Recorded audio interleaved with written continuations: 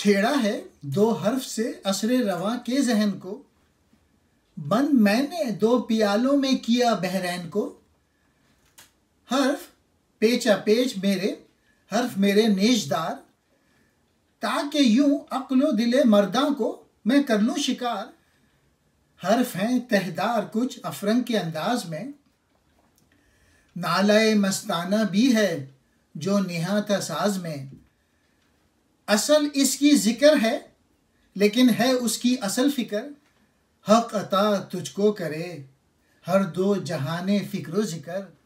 आबजो हूँ दोनों दरियाओं से मेरी असल है, ये जुदाई है मेरी और ये ही मेरी वसल है। इस ज़माने की तबीयत और है रुझान और, इसलिए बर्पा किया है मैंने एक तूफ़ान और। ये छठा बंद है जावेद नामे का। इकबाल अपने बेटे से कहते हैं, मैंने अपने दौर की तबीयत की दो बातें की हैं। यूँ समझ लो कि मैंने दो समंदरों को एक बर्तन में डाल दिया है। ये बातें पेच दर पेच गुंजरख और नेशदार हैं, ताकि मैं मर्दों की अक़ल और उनके दिलों को शिकार करूं। यानी मेरे कलाम में दो तरह की बातें हैं, एक अक्लो दिमाग के हवाले से हैं और दूसरी बातें दिल यानी जज्बा इश्क के बारे में है। मैंने गैरों की मानिंद तहदार बातें की हैं, फ़लसफ़े और हिकमत की बातें की हैं और अपने रुबाब के तारों से मस्ताना नाले भी पैदा किए। फ़लसफ़ा और हिकमत की बातें तो दिमाग से समझी जाएंगी, जबकि मैंने आशिकाना और मोमिनाना अंदाज़ भी अख्तियार किया है। इस तरह मेरी शायरी में अक़ल और इश्क के दोनों अंदाज आ गए हैं।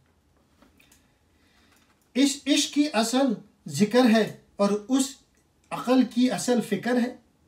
अल्लाह करे कि तू इन दोनों फ़िक्र व ज़िक्र की मेरा वारिस बन जा। तू अक़्ल हिकमत और जज्बा इश्क की दौलत से माला माल हो जा।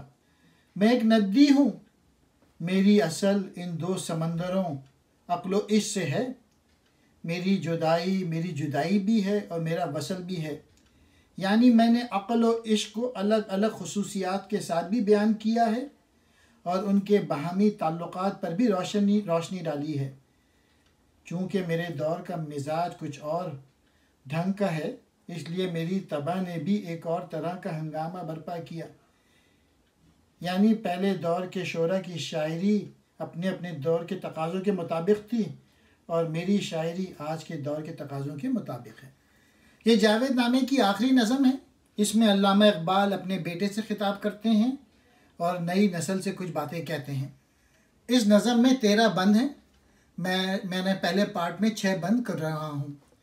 अल्लामा इकबाल कह रहे हैं कि पिछली नज़मों में मैंने सैकड़ों नुक्ते वाज़े कर दिए हैं, लेकिन मेरे जहन में अभी एक नुक्ता है जो तहरीर में नहीं आ सका और मैं बयान नहीं कर सकता।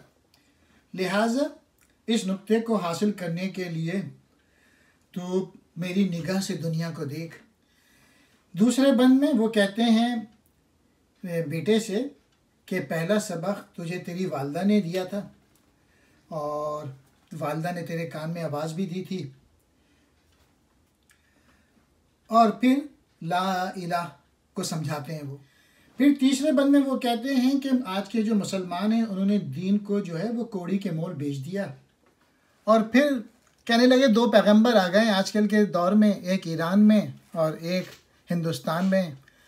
बहाउल्लाह ईरानी थे और ग़ुलाम अहमद कादियानी ये हिंदुस्तान में थे उस वक्त। और फिर चौथे बंद में कहते हैं कि पहले के जो मिल्लत के लोग थे वो ऐसे सजदे करते थे जिससे ज़मीन कांपती थी, और आज का नमाजी अल्फाज तो इस्तेमाल करता है लेकिन उसकी तवज्जो अपने रब की तरफ नहीं होती।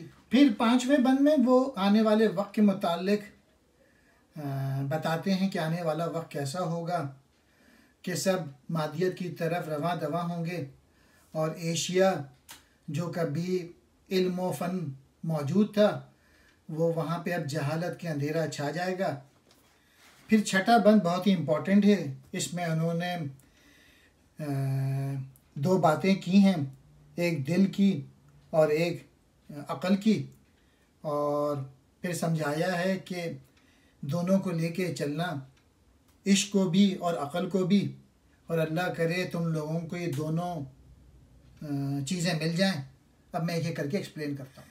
ये जो कलाम था ये फ़ारसी में था और इसका तर्जुमा अब्दुल अलीम सिद्दीकी ने किया था, और इस किताब को जो तशरीह थी वो डॉक्टर ख्वाजा अहमद यज़दानी और फ़रंग इन सब ने की थी। तो मैंने इन सब से पढ़ के सीखा और इसको एक्सप्लेन करने की कोशिश की, तो सारा क्रेडिट इन लोगों को जाता है और जो भी गलतियां हैं वो मेरी हैं।